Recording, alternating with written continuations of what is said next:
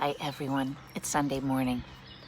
Actually, technically it's Sunday afternoon, and I am definitely late getting this story to you. I'm sorry for that, but I've been thinking about you all morning, and I think about you during the weeks, constantly, and I miss you, and I have chosen a story that may seem familiar to some of you, but it's written by an author you may not be familiar with, and it may look a little different. And I love it because I love when stories seem familiar to me, but then something new, somebody imagined it in a different way, or in a way that we could have been imagining it that way all along. So the message this week that we had in church was that Jesus, that God is with us all the time, right? He really is. But it seems like maybe he chooses not to be with us all the time when things get hard. But I want you to know that he is always with us. God is always with us, no matter how hard it is, no matter how difficult. He's with us and he's supporting us. It doesn't mean that he's making it easier for us, but he is there supporting us and cheering us on and making sure that we will be okay in the end. And the stories from the Bible today talked about the fact that God was with Jesus too. And if you look at the stories of Jesus and remember, he was crucified on the cross, he came back to life. Do you think that was easy to be crucified and to be, remember all the people, some of the people wouldn't believe him and believe his messages of being kind and generous and supporting one another? It wasn't easy for him, but God, he knew, was always with him. His Father, God, my Father, he would say. God was with him all along, no matter how hard it was at different times, no matter that it did not seem like things were going to work out. And he always supported him. God always supported Jesus. So sometimes, or lots of times in stories, whether they're children's stories or whether they're stories that adults read, a lot of these same messages come through in the stories. And even stories that you've known all your lives have that message going through it. And I want you to think about that as I read you this story, Little Red and the Very Hungry Lion. It's by Alex T. Smith. I want you to think about whether you recognize this story and whether you hear some of the things that I just talked about. How things can be hard, but they can work out in the end, no matter how hard they were.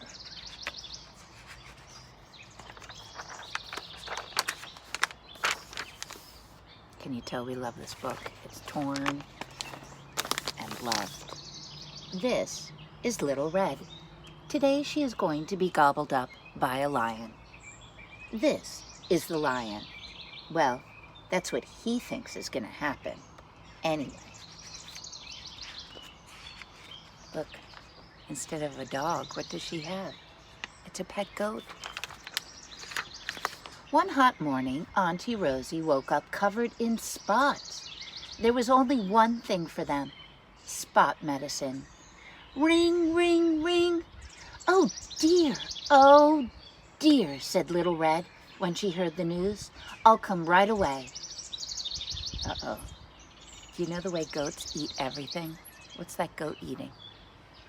The phone cord. So she put some spot medicine in her basket and waved goodbye to her daddy. Does that look like your house here? Does that look like my house? Some of it does. Some of it does not. I do not have bananas hanging off of trees behind me, do I?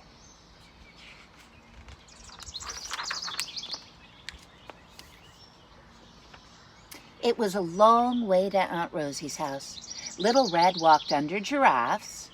Do you have giraffes outside? Over sleepy crocodiles. Up here, down here. It's kind of like a map. And past chattering monkeys. Think about it. Where does she live, do you think? She crept around the mounds of termite mounds and under the leaping gazelles. Then she caught a ride on an elephant, wiggled her way around the hippos and warthogs, and waved hello to the meerkats. Did you figure it out? These animals are in Africa. Then she sat down in the shade of a shady tree, and that's when the lion arrived. The very hungry lion. Do you see how big those words are? That's why I made my voice bigger. Oh, hello, purred the lion. Where are you going? To visit my auntie who is covered in spots, said Little Red. By the time it took for his tummy to rumble, the very hungry lion had cooked up a very naughty plan. Do you know what that reminds me of? Another character. Remember the Grinch? He goes like this when he's thinking. My very clever plan. This is what the lion wrote. Sneak off to Auntie Rosie's house. Hide her in a cabinet. Dress up as Auntie Rosie. Jump up. Wait for a little bit. Jump up and eat Little Red. Eat Aunt Rosie for dessert. Well done. You are a very clever lion. And he rushed off to put his plan into action. Does this remind you of another story that you've heard before, maybe? Does it remind you of Little Red Riding Hood? When he arrived, the very hungry lion stuffed Auntie Rosie into a cabinet and locked the door. Then he squeezed himself into one of her nightgowns and covered himself all over in spots. Of course, when Little Red arrived, she realized right away it wasn't Auntie Rosie sitting in the bed. She quickly looked around and spotted her auntie peeking through a gap in the cupboard. Look, there she is.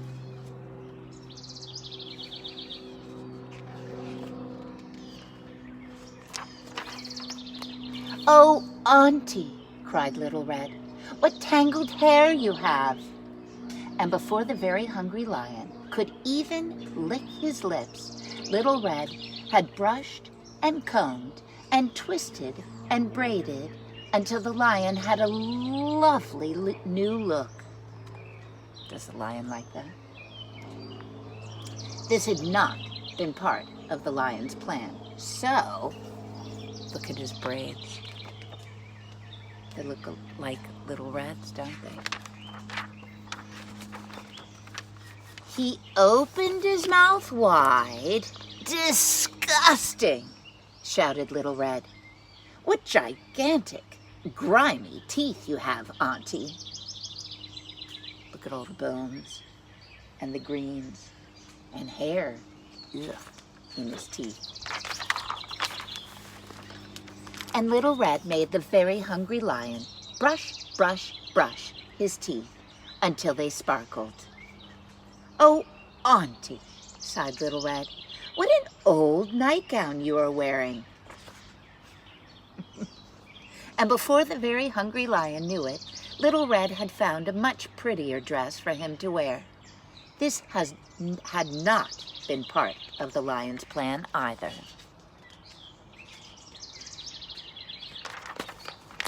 Stop! Look how big those letters are, yelled the lion. I am a very hungry lion, and my tummy is grumbling. Little Red pointed her finger. Well, trying to eat children and aunties is very naughty, and if you were hungry, all you had to do was ask for some food. The very hungry lion let Auntie Rosie out of the cabinet and said, sorry, ever so politely. Little Red gave Auntie Rosie the spot medicine, which worked immediately. Then the three of them gobbled up a whole basket of donuts together. The lion had 5. Soon it was beginning to get dark, so the lion walked all the way back home with Little Red on his very best behavior. He promised to never, ever, ever try to eat another auntie or any children. But he might be tempted to eat Daddy. Guess what Little Red is saying? No bad kitty. The end. I love that page. So, this is a story that's like Little Red Riding Hood, right? But it is not Little Red Riding Hood. It is Little Red, and she lives in a different place than the woods. She lives in Africa, in maybe the plains or the Sahara. Didn't seem like desert, did it? So maybe in the plains. So I'm not sure exactly where she lived, but all of the illustrations were different than when we see story written about Little Red Riding Hood. And I love that. It shows you that somebody used their imagination, and the character looks different than Little Red Riding Hood looked. And oftentimes in the Bible, like I said at the beginning, the Bible has stories that are so similar to stories that we hear again and again, or things that happen to us. And this story shows us how Little Red is strong. And even though she may have stopped doing what she was doing, which was the right thing, to teach the lion the right way to ask about being hungry and not being mean and cruel to the auntie or to Little Red. Little Red continued to be strong and taught the lion a lesson. And so many times we hear in the Bible lessons, parables that Jesus tells, or stories that Jesus tells, or somebody's saying hi. Hi! That's my friend Maggie. And she's walking with my friend Genevieve and my friend Hugh, I think. And so anyway, these stories we hear over and over again, and whether there's Jesus is healing people or telling stories, we hear them again and again. And I want you to think about that when you hear that story, Little Red Riding Hood again, or this story, Little Red and the Big Hungry Lion. Lots of love. Have a great Sunday. Toodaloo. Enjoy the beautiful day.